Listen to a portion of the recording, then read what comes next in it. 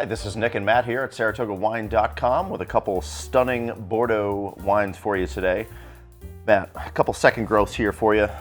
Chateau Leoville Poyferre, Chateau Montrose. A couple of special wines, 2018.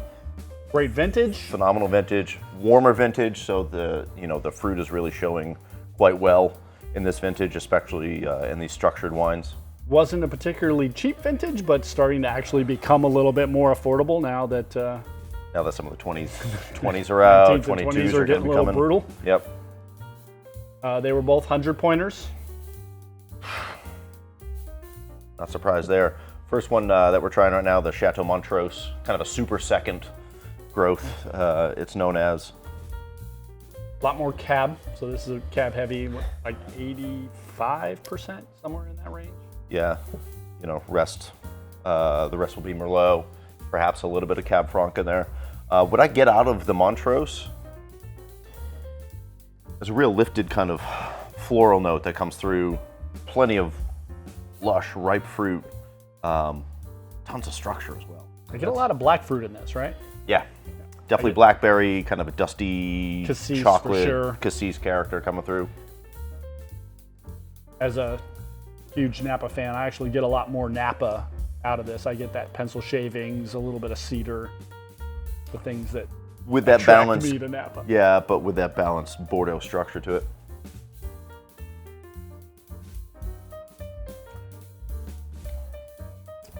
Yeah, on the palate, it's ripe but structured, right? Which is what Bordeaux does best. And there's just, it's kind of hard to describe because it's so good. Still a baby. Oh yeah, I mean it's drinkable, but the 2018s are showing pretty well right now, especially compared to 16, 19, 20. Those were all a bit more kind of stoically structured, more classic style Bordeaux. This is a bit more opulent while staying true to its roots as well. One for the cellar, but yeah, you could actually drink this now. Nice piece of meat. Yeah. Oh yeah. Steak on the grill. It'll definitely elevate your food experience for sure. Now, and likewise, the food is going to elevate the wine right now. Obviously, we are not doing these blind. We actually had these a little bit earlier. We are pouring them in the order that I preferred because I think the Poyferre is just. There's such depth in this wine, in this Poyferre. The fruit is just, it's deep, it's lush, it's just dense, and there's so much going on in that glass. It's really kind of hard to put it down. Noticeably different though, right? Both left bank, both 2018s, both, big boys, but noticeably different. This is less kind of floral aromatics and more deep, dark fruit, more licorice. Yeah. That's what I get out of I that. get more blue fruit. Yeah. Like I get blueberries. I even get like a hint of cranberry. I get some mint. I don't get as much like pencil shaving or the wood notes. To me, the tannins in this are a lot. I shouldn't say they're more integrated.